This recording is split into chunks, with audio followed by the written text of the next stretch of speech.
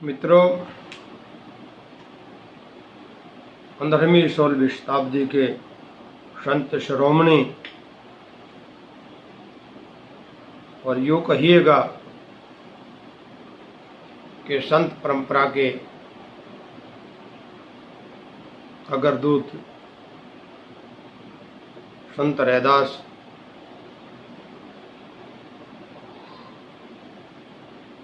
जिसके जीवन में भय, भ्रष्टाचार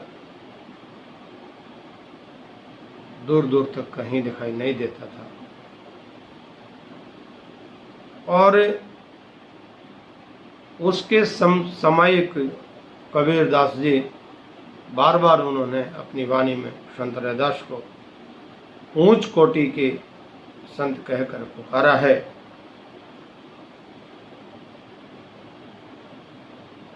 मध्यकाल की जो परिस्थितियां, इब्राहिम लोदी का शासन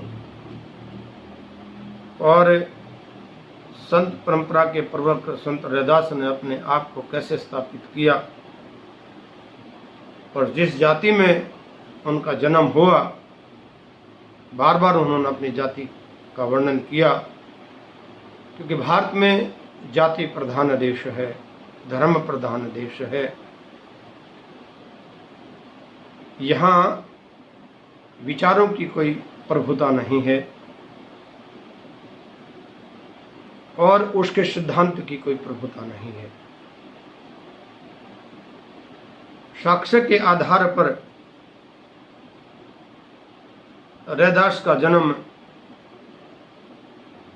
चरमकार जाति में होना सिद्ध है और उन्होंने बार बार ही है अपनी जाति का वर्णन किया है। नीचे से प्रभु आँच क्यों है, कह रहे दास तुम्हारा। बार बार इस बात को उन्होंने अपनी वाणी में कहा है, तो ये निश्चित है कि रविदास को अपनी जाति बताने में कोई भय नहीं था। वो अपनी जाति से गौरव महसूस करते थे और गौरव की जो गाथा है उन्होंने बार बार अपने प्रसंगों में की है, अपनी वाणी में की है। संत रैदास रामानंद के शिष्यों में माना जाते हैं और रामानंद संत रैदास को अपने शिष्यों में सबसे ऊंच स्थान देते थे। इसके अतिरिक्त रैदास का कबीर से भी मुलाकात होना, भेंट होना और अन्य कथाओं में प्रसिद्धि प्राप्त होना, परंतु उनकी प्रामाणिकता संदिग्ध है। नाभादास कृत भक्तमाल में रैदास के स्वभाव और उसकी चारित्रिक उच्चता का प्रतिपादन मिलता है। फिर ये दासकृत भक्तमाल की टीका के अनुसार चित्तौड़ की झाला रानी उनकी शिष्य थी, जो महाराणा सांगा की पत्नी थी। इस दृष्टि से रैदास का जो समय था वो 1482 से लेकर 1527 ईस्वी संवत और माना गया है। लेकिन कुछ विद्वान इस तिथि पर भी प्रश्न चिन्ह लगाते हैं और अधिकतर विद्वानों का 1455 मत पर सहमति हो रही है और 16वीं सदी के अंत तक अगर हम इस बात की चर्चा करें तो कुछ लोगों का अनुमान यह है कि चित्तौड़ की रानी मीराबाई थी और उन्होंने रैदास का शिष्य तो ग्रहण किया और मीरा ने अपने अनेक पदों में रैदास का गुरु के रूप में व्याख्यान किया। गुरु रैदास मिले मोही पूरे दुर्से कलम भिड़ी, सतगुरु शैन दई जब ओके जोत रली। रैदास ने अपने पूर्ववर्ती और समसामयिक भक्तों के संबंधित में लिखा है, उनके निर्देश से ज्ञात हुआ है कि कबीर की मृत्यु उनके सामने ही हो गई और रैदास की अवस्था 120 वर्ष पर। मध्य युगीन संतों में प्रसिद्ध रैदास कि जन्म उसके संबंध में प्रमाणित जो जानकारियाँ उपलब्ध नहीं होती। कुछ विद्वान काशी में जन्मे रैदास का जन्म 1482 से 1500 ईस्वी के बीच मानते हैं। रैदास का जन्म काशी के चरमकार कुल में हुआ था। उनके पिता का नाम रघु और माता का नाम दुर्विनीय बताया जाता है। रैदास ने साधु संतों की संगति से पर्याप्त व्यवहारिक ज्ञान प्राप्त किया। जूते बनाने का काम उनका पैतृक व्यवसाय था। उन्होंने इसे सहर्ष अपनाकर अपने जीवन में आगे बढ़ने का काम किया। उन्होंने जिस परिश्रम से, जिस मेहनत से अपने आप को स्थापित किया, वो आज पूरा विश्व जानता है। और संत की कोई जाति नहीं होती, संत का कोई धर्म नहीं होता। संत केवल मानव मात्र के विकास के लिए पैदा होता है। और संत रैदास का भी यही कार्य था। उन्होंने समरसता और समानता का जो संदेश दिया, वो आज पूरे विश्व में, आज पूरे समाज में वो दिखाई दे रहा है। उन्होंने कहा कि ऐसा चाहूं राज्य में, मिले सबन को अन्न, छोट बड़े सब सम बसें, रविदास रहे। मित्रों, ऐसी समरसता, ऐसी समानता का भाव जो संत रविदास के मन में समाहित था, और वो समाज में वो समानता और समरसता के संदेश को स्थापित करना चाहते थे, उस भाव को लेकर आज बड़ी बड़ी भारत में कंपनियां अपना व्यवसाय बना रही हैं, अपना व्यवसाय बढ़ा रही हैं।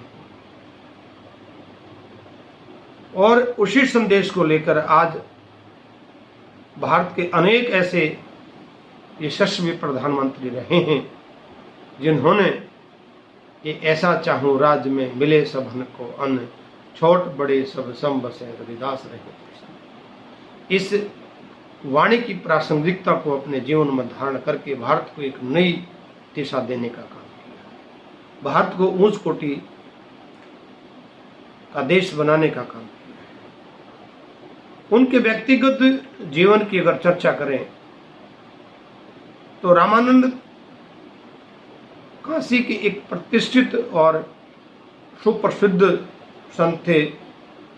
रैदास उनकी शिष्य मंडली के महत्वपूर्ण सदस्य के रूप में जाने गए। प्रारंभ में ही रैदास बहुत परोपकारी तथा दयालु थे और दूसरों की सहायता करना उनका परम धर्म और कर्तव्य था। साधु संतों की सहायता करने में उनको विशेष सुख की अनुभूति होती थी। उन्होंने प्राय मूल्य लिए बिना जूते भेंट कर दिए और बगैर उनसे पैसा लिए उनको जूते प्रदान करना उनका स्वभाव बन गया। रैदास पड़ोस में ही अपने लिए एक अलग से झोपड़ी बनाकर तत्परता से अपने व्यवसाय को बढ़ाने का काम करते थे और शेष समय ईश्वर भजन तथा साधु संतों की संगत में व्यतीत करते थे। संत रैदास अनपढ़ थे, वो कभी किसी विद्यालय में नहीं गए और उन्होंने कोई शिक्षा ग्रहण नहीं की, किंतु संत साहित्य के ग्रंथ और गुरु ग्रंथ साहिब में इनके पद आज भी विराजमान हैं, जो नित्य प्रतिदिन पढ़े जाते हैं। उनके जीवन की छोटी छोटी घटनाओं से समय वचन के पालन संबंधित अनेक गुणों का ज्ञान मिलता है। एक बार एक पर्व के अवसर पर पड़ोस के लोग गंगा स्नान के लिए जा रहे थे। रैदास के शिष्य में से एक ने उनसे भी चलने का आग्रह किया तो वो बोले, गंगा स्नान के लिए मैं अवश्य चलता, किंतु एक व्यक्ति को आज ही जूते बनाकर देने का मैंने वचन दिया। संत रैदास वचन के पक्के थे, धर्म के पक्के थे और जो उन्होंने जीवन में ठान लिया वो करके ही दम देते थे।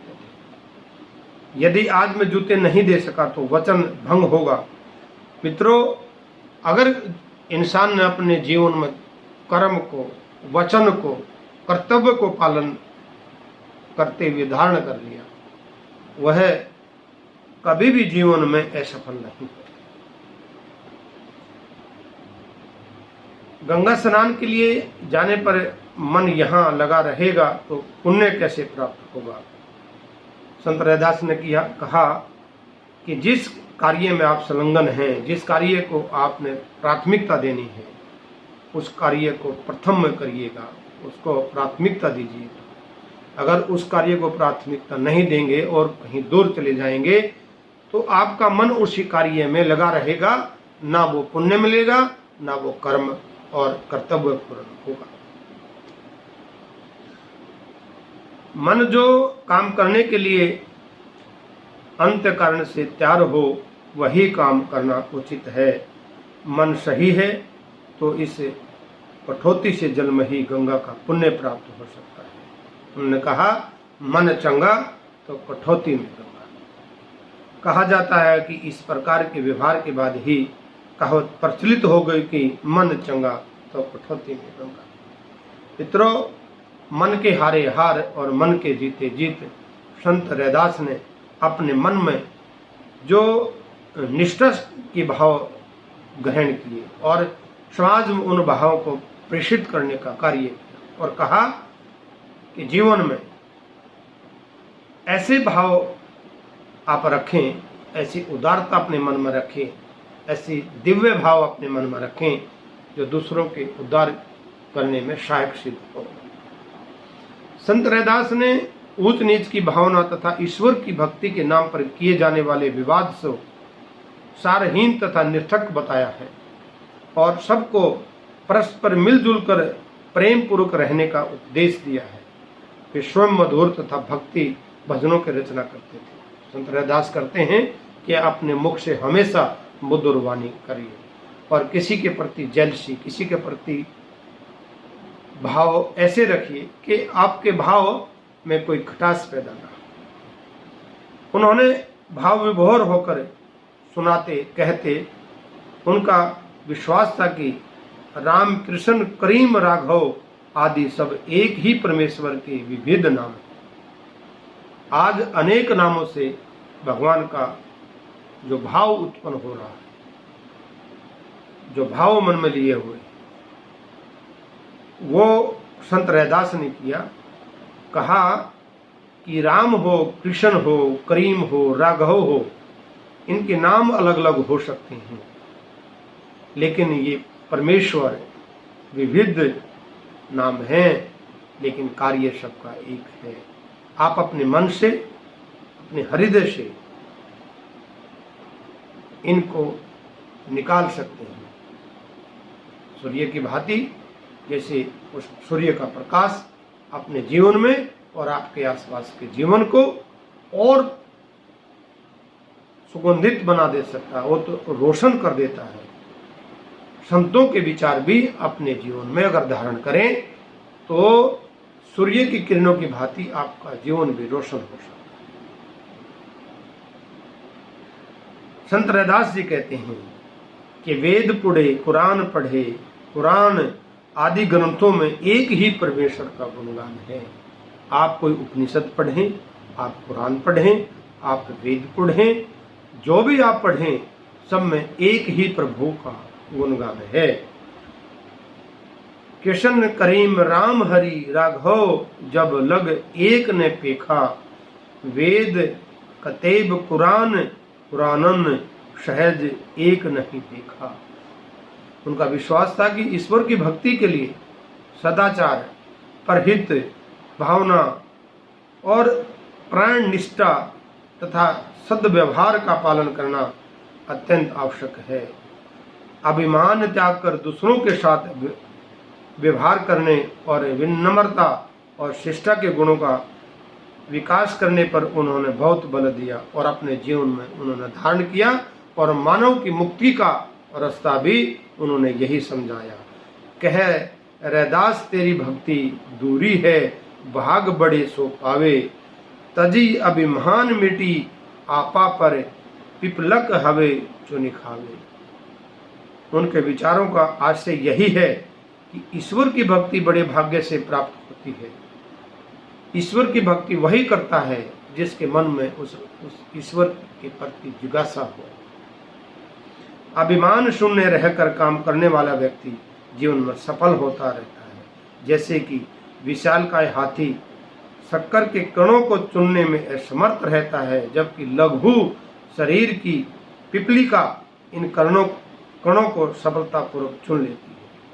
मित्रों, आप चींटी को छोटे से छोटे कण चुनने में भी सक्षमता हासिल है, लेकिन हाथी उन सूक्ष्म कणों को नहीं चुन सकता। यही अपने जीवन में सफलता का कारण भी बनता है। इसी प्रकार अभिमान तथा बड़प्पन का भाव त्याग विनम्रता पूर्वक आचरण करने वाला मनुष्य ही ईश्वर का भक्त हो सकता है और वही अपने जीवन में कुछ धारण कर सकता है। शैशवावस्था से ही संत रैदास सत्संग के प्रति तीव्र अभिरुचि थी। अतः राम जानकी की मूर्ति बनाकर पूजा करने लगे। पिता ने किसी कारणवश उन्हें अपने से अलग कर दिया और वे घर के पिछवाड़े छप्पर डालकर रहने लगे।